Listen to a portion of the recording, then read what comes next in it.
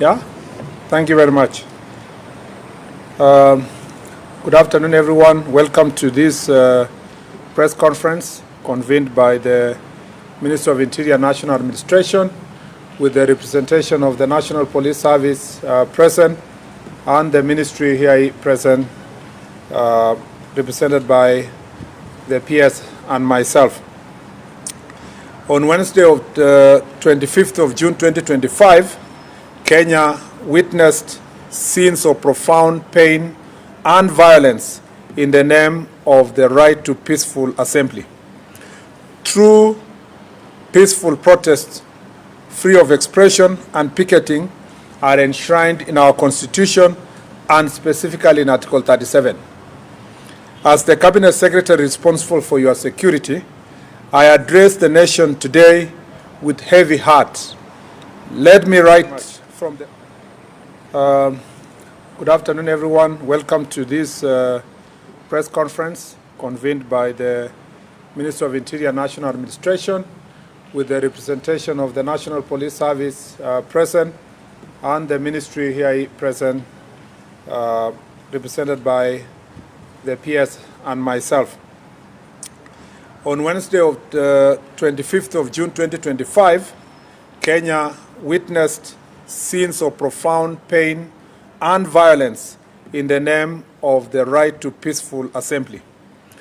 True peaceful protests, free of expression and picketing, are enshrined in our Constitution and specifically in Article 37.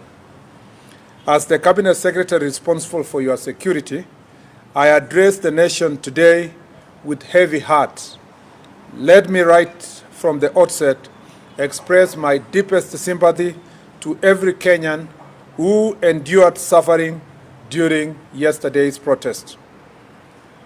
To the families of those who suffered harm, both members of public and security personnel who bore the brunt of violence, and those whose livelihoods were shattered, your needless pain is our collective sorrow. The suffering inflicted upon you remains a stain on our national conscience. What unfolded yesterday was not a protest. It was terrorism disguised as dissent. There was no peaceful demonstration. It was riots, chaos, and anarchy. Let me therefore state unequivocally that we condemn the criminal anarchists who, in the name of peaceful demonstrations, unleashed a wave of violence, looting, sexual assault, and destruction upon our people. More than 10 Kenyans were killed. Investigations are ongoing on the numbers and the circumstance that this happened. Over 400 were injured. Close to 300 are police officers. Some left with injuries they will carry for the rest of their lives. Key government installations and offices were targeted. At least 9 police stations were attacked, 5 of which were torched, including Dagoretti, Molo, and Olkalau, to name a few. 88 police vehicles were destroyed. A total of 27 national and county government vehicles were destroyed, and 65 civilian vehicles parked in various police stations, including a school bus, were burnt. The criminals were aiming at the officers on duty. They were after guns in the armories and the police uniforms. 5 firearms were stolen in Dagoretti Police Post, Kiambu County, while 4 were burnt at Kashui Police Post by the very criminals who hid behind the pretense of a peaceful protest. Government offices, including courts, national government and county governments offices, were looted and burnt. Businesses worth billions of shillings were massively looted. The criminals targeted kiosks, supermarkets, electronic shops, hotels, and restaurants, among others. I have just come this morning from inspecting some of the looted businesses in the bus station, OTC, Nyamakima, and it is very painful. I met young hustlers, older hustlers, women, young men, youth, and different cadre of business people who were actually shedding tears as they explained to us the suffering they have gone through, with the entire businesses being wiped, and most of these businessmen and businesswomen and youth, young business persons, were actually borrowed money from banks, and some of them from Shylocks, to just carry out their businesses. And now everything is looted and destroyed, and they have to start afresh.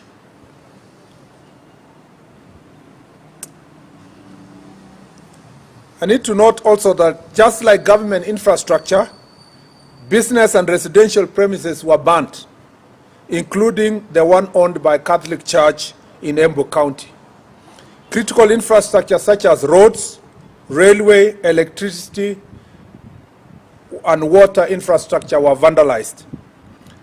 Also of great concern to us, and as though it's pointed to the motive of the protests, is that the organizers targeted the homes and businesses of elected leaders who support government, including the homes and the business of the National Assembly Majority Leader Kimani Ichung'wah, Molo MP Kimani Kuria, Mathira Member of Parliament Eric Wamumbi, Kieni Member of Parliament whose home and supermarket was also targeted, Joroge Wainaina, MP of Mbere, whose business premises and home was also targeted, Engineer Bernard Muriuki, and Laikipia East MP Mwangi Kiunjuri, among others, including a number of MCAs.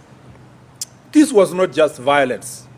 It was an orchestrated campaign of terror, an assault on our people, our constitution, our institutions, our values, and the very soul of this republic. What was billed as a peaceful protest was in truth a calculated disguise, a coordinated descent into chaos masked as civic expression. Beneath the banner of democratic rights, we witnessed a well-orchestrated campaign of political violence. What happened was not spontaneous. It was not random. It was deliberate. It was coordinated. It was funded, and it was premeditated and politically instigated.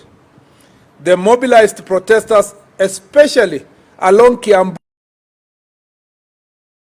it is time to take out power and occupy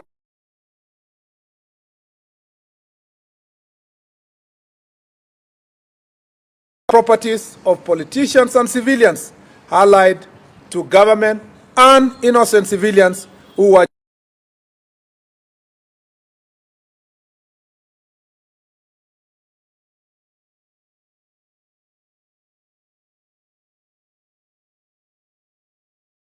of Nairobi, and watched the goons and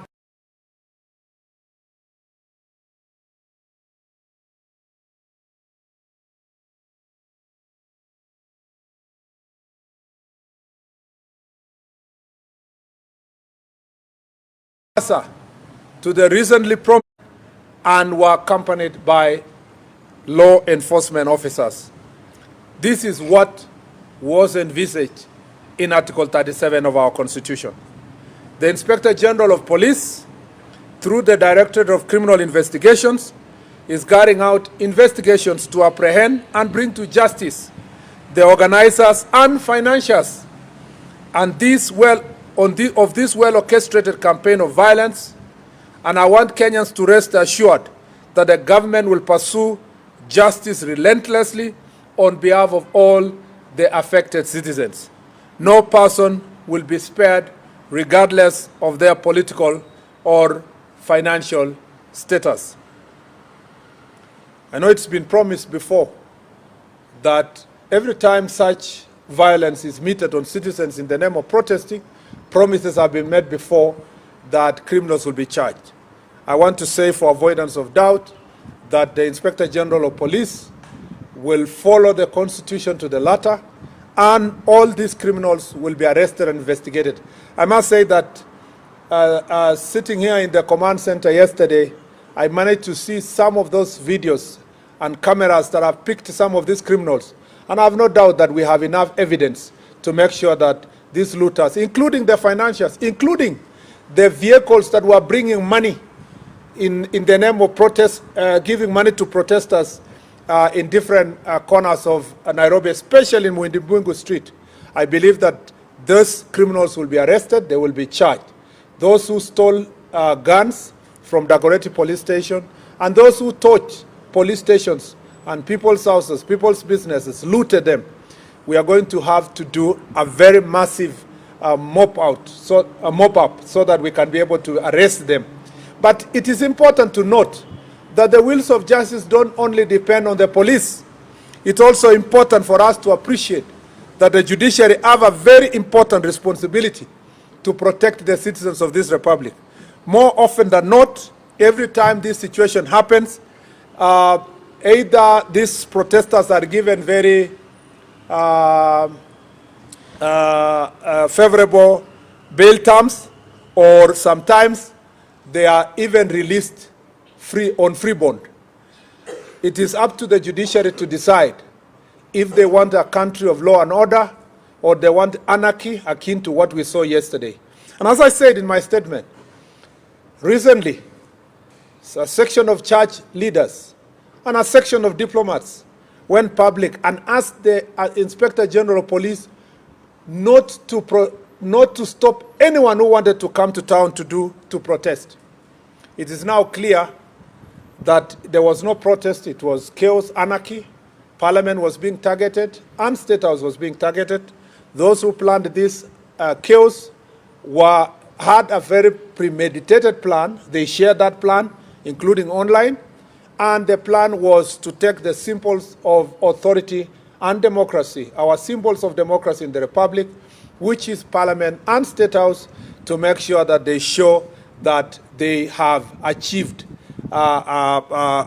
some sort of a regime change. So this is nothing to do with protests. This is nothing to do with freedom of expression. It was an unconstitutional attempt to change the regime of this republic. And this is therefore, yesterday what the police did to foil was they were able to foil an attempted coup. Our security agencies exercised remarkable restraint amid extreme provocation. I want to say this to the brave officers injured while protecting Kenyans' property, key installations, including Parliament, Judiciary, and State House, against rioters and no doubt hired thugs. We feel your pain and sacrifice that embody the truest expression of patriotism. It is now urgent for us as a nation. I just wanted to say before I read my last paragraph that I know that no church member, and I repeat, there will be no bishop, neither Catholic nor Anglican or any other church leader who will come public to defend the police. I know that for sure. Nobody will speak about how the police were attacked, injured, and suffered immense pain as a result of the various. Nobody will do so. I also know that no diplomat will come to public to defend our police because it is not in their interest for Kenya to be a safe nation and to be a prospering country with full democracy. All those people would prefer anarchy, chaos, at the expense of peace. And since there's no one who is going to defend our police officers, I want to speak authoritatively here. I thank you, our police officer, for a job well done against the extreme provocation. And some police stations were attacked by thugs. And their mission was just to get the guns and police uniform. And I can see some of these boys on TikTok. They are wearing police uniform, calling themselves sergeants, and that they have taken over power. Make no mistake, we will come for you, and we will come hard. It doesn't matter the noisemakers, doesn't matter those who are calling us names. I will defend the police officers, or all the police officers who did a very good job yesterday. You have my full support, 100%. Even if you need a lawyer or you need anything, you have my back, and you have the back of this ministry, and I have your back actually, and I have your back, and the ministry has your back, and the government has your back. If you are a police officer and you are being threatened with some character saying that you committed any excesses, there is no police officer who committed any excess yesterday. Police officers foiled a coup, and they deserve our defense. They don't carry guns as toys. When you threaten a police officer, you want to kill them. When you target an armory in a police station, when you steal guns, when you ban guns, when you ban a police station, you want us to celebrate you and bring you a birthday cake. We must be serious as a country. And as long as I have this responsibility, a policy responsibility of speaking on behalf of our police officers, we must defend them, because it is now clear the coup plotters are not sleeping. And while they were going around campaigning against policemen for the last 3 weeks, their campaign was not a genuine campaign for the reform of police officers. They wanted to sufficiently scare us and scare the police officers so that they can have a free passage to commit the crimes that we saw yesterday. If it was not for the police officers, we would not be having this country today. We would not be sitting here to make statements. And therefore, our police officers have my full support, and I will defend them against all the orchestrated attacks that want to paint police officers as if they are lesser human beings and not daughters and sons of this republic. Therefore, it is urgent as a nation to put in place a legal framework that operationalizes Article 37 of the Constitution to ensure that demonstrations are carried out in an orderly manner. This entails providing sufficient information on the planners, purpose, day, time, and demonstrations routes, among other details, to enable the police to provide adequate security and to ensure that the demonstrations are not happening in areas that will inconvenience other Kenyans who do not want to take part, including traders and other business people. We urge all citizens to reject and denounce violence. We must deny criminals the chance to exploit legitimate grievances. We welcome dialogue with all stakeholders, including the youth, grassroots voices, traders and business leaders, civil society, and other religious groups to address systemic issues that affect Kenya. Kenya's strength lies in our unity. To those who seek chaos, our resolve to protect our motherland is unbreakable. To peaceful citizens, the government stands with you. I thank you. Thank you very much. I will take perhaps 3 questions. You introduce yourself, your name, and the station. Let me move 1, 2, and the third. 1, 2, 3. Proceed.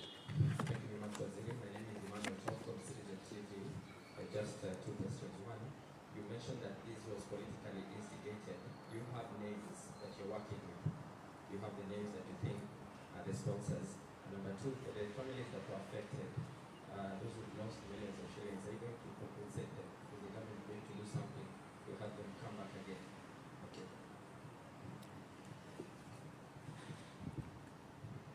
Yes, my name is Daniel Musare from Kenyans. We've seen the families that lost their loved ones, cried to the government at City Mortuary. What are you going to do about it? Because they're saying that we don't trust the government anymore for justice.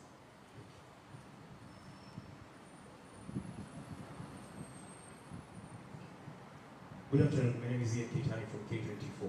I have 2 questions. One, we saw situations, for example, in Eldoret, where police officers allegedly were escorting goons who were attacking those who were protesting. And number two, just to emphasize on what was said, you mentioned coup plotters, that were, those were exact words. Will you probably give us names? Thank you.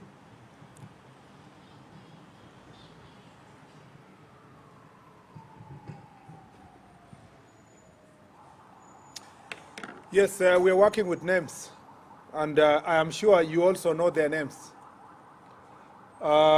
We know that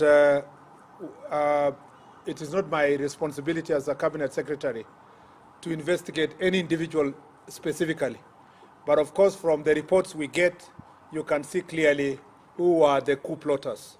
You can also see it from the pattern of the areas where the protests were violent and intense, that there was an outright misuse of people who would have been, so to speak, political supporters, turning them against the rest of the citizens to make sure that you reign chaos and terror. Particularly of great concern is in Nyeri, where the Member of Parliament of Mathira was specifically targeted, his home, and the Member of Parliament of Kieni. And this pattern has continued from last year, and now there has been a specific pattern of the coup plotters targeting certain political leaders whom they think they are not giving them political support. That is why you saw Kiunjuri's home, Kimani Ichung'wah is being targeted, and the Molo Member of Parliament. Just to, terrorists, how they operate is that they instill fear. And these are political terrorists. They would like to instill fear on members of parliament who don't support their political ideology so that they can get a safe passage. The DCI does not investigate politics. It will only deal with the criminals. And those criminals will be caught. They invaded a police station, the shops, they provided financial support to chaos. Criminals paid them, ferried them. The matatus that were used to ferry them, some of the vehicles that were operating pretending to be ambulances, but they were ferrying goons, all of them are going to be ensured that they have been mobbed up, and all those people be arrested and charged. And as I said, it is up to now the next stage, the DPP and the judiciary, to take the next stage. And as a country, it is not my duty to announce to you the names. You will see them when they appear before court, so that then the DCI can have an ample time to carry out its responsibility. But all those characters we know. This is not, let me say this, the problem we were facing yesterday is not about justice. It's not even justice about families who lost their loved ones. It's not even about genuine expression of views by citizens. It was just purely politics. And yesterday's game was political. But for people who are impatient to wait for the next elections, they think there is something they can do between now and next elections to get this administration out of office. They also think that because they are facing serious political upheavals, that orchestrating violence will help them negotiate a better passage from their current political challenges. So we know them, and Kenyans know them. And I have no doubt they will start running around the country with their propaganda, the usual. We are being targeted, our cousins are being targeted. It will not take long before you will see them making the noise. But let me tell them, they are not above the law. They are not above the law. And I have said this before. We will make sure that this country is protected. And we cannot be intimidated. And I just want to repeat that. And then, unfortunately, the people of Kenya, through Parliament, have not put aside budget for compensating those whose properties are destroyed and looted through such occasions. And we do not have budgetary allocation as a government to do so. And if we were to be providing budget that will compensate people all the time when their properties are looted at this point in time, then the best law would have been those who are protest organizers should be bearing greatest responsibility. That is why you heard me say it's important to have a law that will clearly define who are the organizers of the protest, where do they want to, what is the purpose of this protest, when do they want to have the protest, where will they start the protest, which route will it follow, and where will it end? And should there be anything that is, should these protesters loot people's properties, what will happen? It is also important to organize public protests in such a way that the police can then provide necessary escort. The reason why I cited Mombasa is because Mr. Ali Nuno, who is the regional police commander, was properly briefed. The protesters followed defined route in Mombasa. They started at 10, they finished at 12. There was a small group that wanted to cause chaos at some point, but it wasn't a serious one, and the protest was closed. That is an example of how public protest should be done, not the kind of mayhem and chaos that we witness in the city. And therefore, unfortunately, the government of Kenya does not have a budgetary allocation from Parliament that takes care of any form of compensation. That does not mean that the government of Kenya is not feeling the pain of the businesses. When I went to OTC today at the bus station, and all of us as a team when we went there, you saw, I met a lady who lost her husband 7 months ago, and she has loans. And she has, this business she's running was worth about, the capital required is about 200,000. Now, as a government, you would say, yes, we have no budget to do so. But all of us as well-wishers, other business people, even from government, even as leaders, to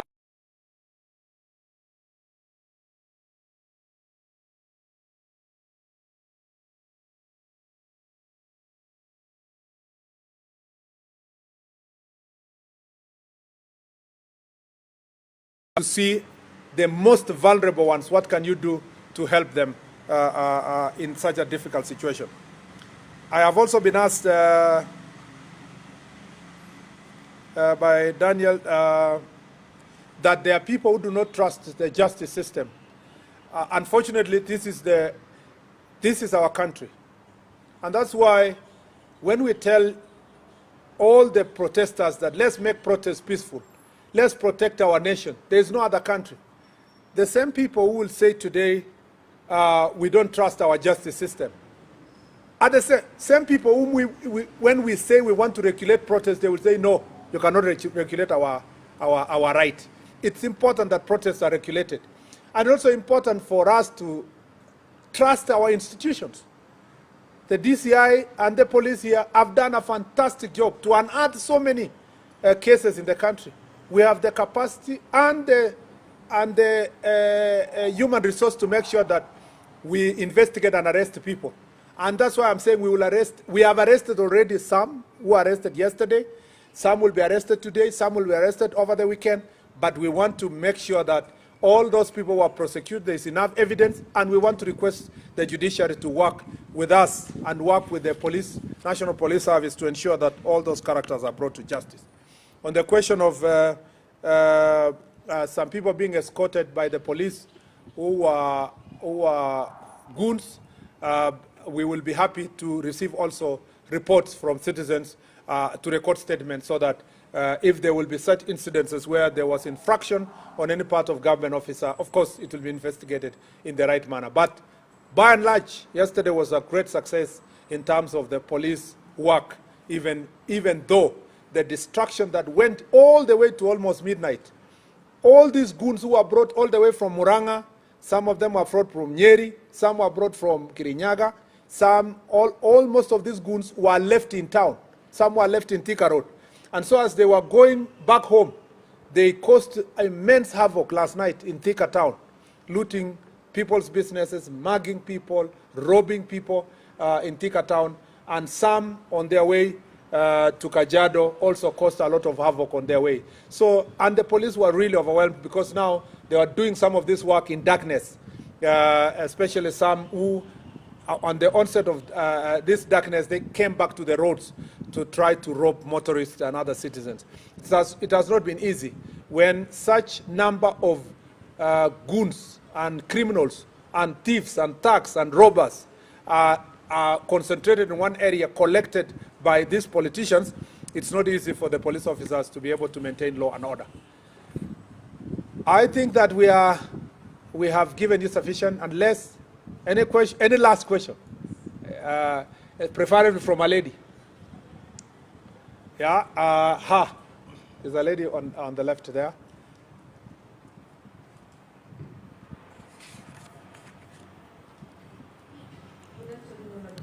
Good afternoon. My question would be from the Communications Authority about media houses broadcasting live protests. That was followed by a High Court order from Judge Chacha Mwita, who said that is unconstitutional per se. So what is your take about the live broadcast of protests and that directive by CA and that coming from the courts? Last one. Let me give the gentleman. He was really struggling to catch my eye.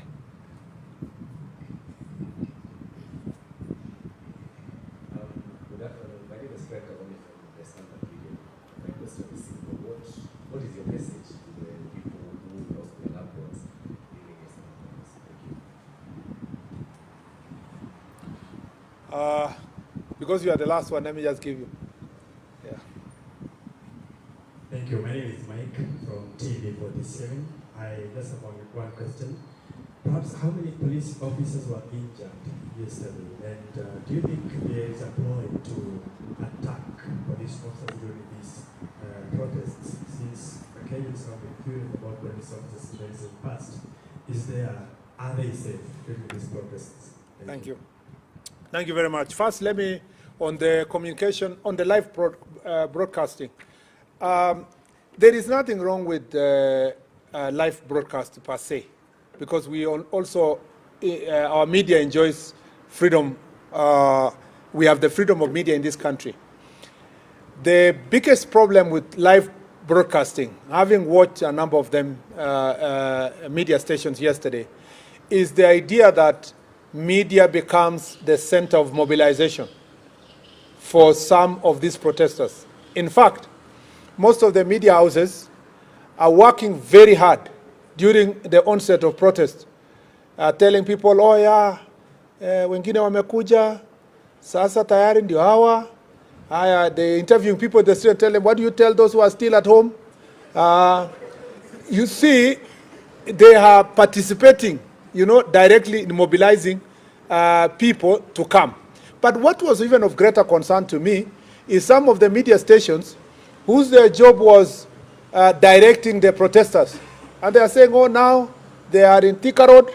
As soon as they converge with the ones in Kiambu Road, the possibility is that they will pass through Museum and State House will be very near. You see, that is really very irresponsible journalism. Of course, the gentleman from Standard knows that Standard now has stopped being a newspaper. The headlines for the last 2 months or 3 months have always been about security and insulting people without resorting at one instance to ask for feedback from anybody, not even any person. Now they have these interesting headlines that pass judgment on the Inspector General of Police, the Minister, the President. Of course, the President lives on their headline. I understand the desire and the tough economic times for newspapers to sell. But that cannot happen at the expense of our country. And this is really of great concern to me, that the media houses were expected to have self-regulation. Apart from, at the end of the day, even the media houses are doing business in Kenya. If this country bans, just because you wanted to sell newspapers, you wanted to do media engagement, it's a loss to everybody. And more importantly, let me say this, that it is unfortunate that political actors are relying on media. It's not becoming independent enough to give both sides of the story. For example, you will hear that yesterday's report is reported as the protesters have arrived somewhere and they are looting.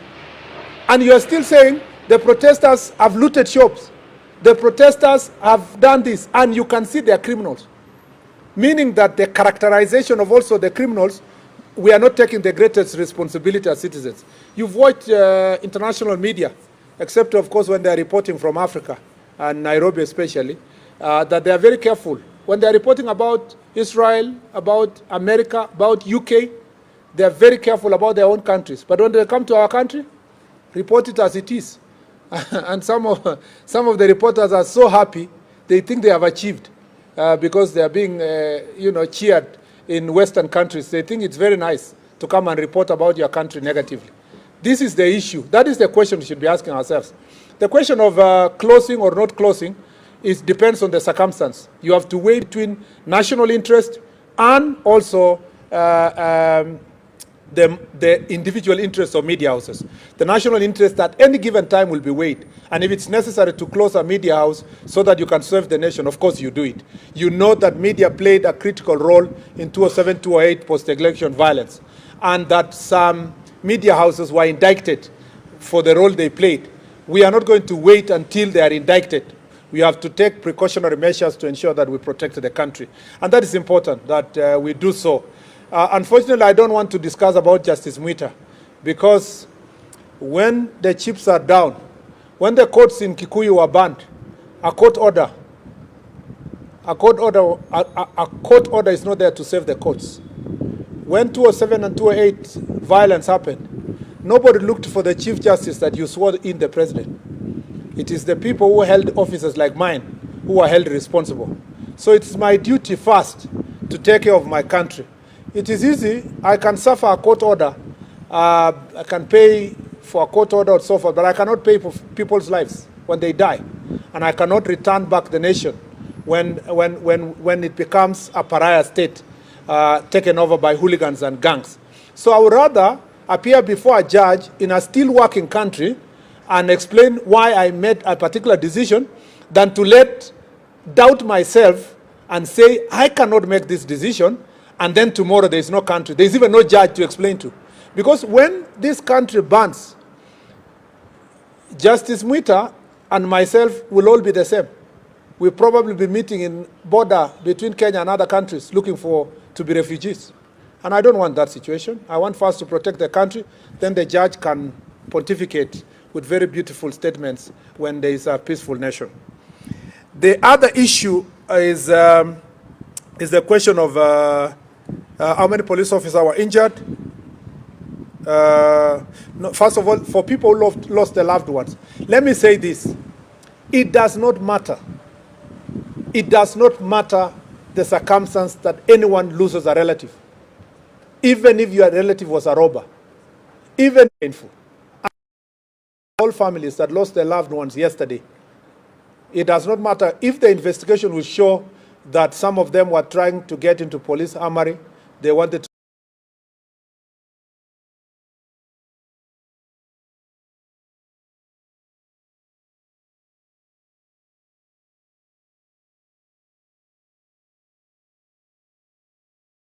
to their families, and we want to say that we feel your pain. It's painful where persons were innocent, to ensure that necessary investigations are done and justice is served in every situation. How many police officers were injured? There are 300 police officers who were injured and about 100 civilians. So a total of 400 people were injured. And it is true that from yesterday's protest, there is a particular pattern, and again in particular constituencies, where police stations are being targeted.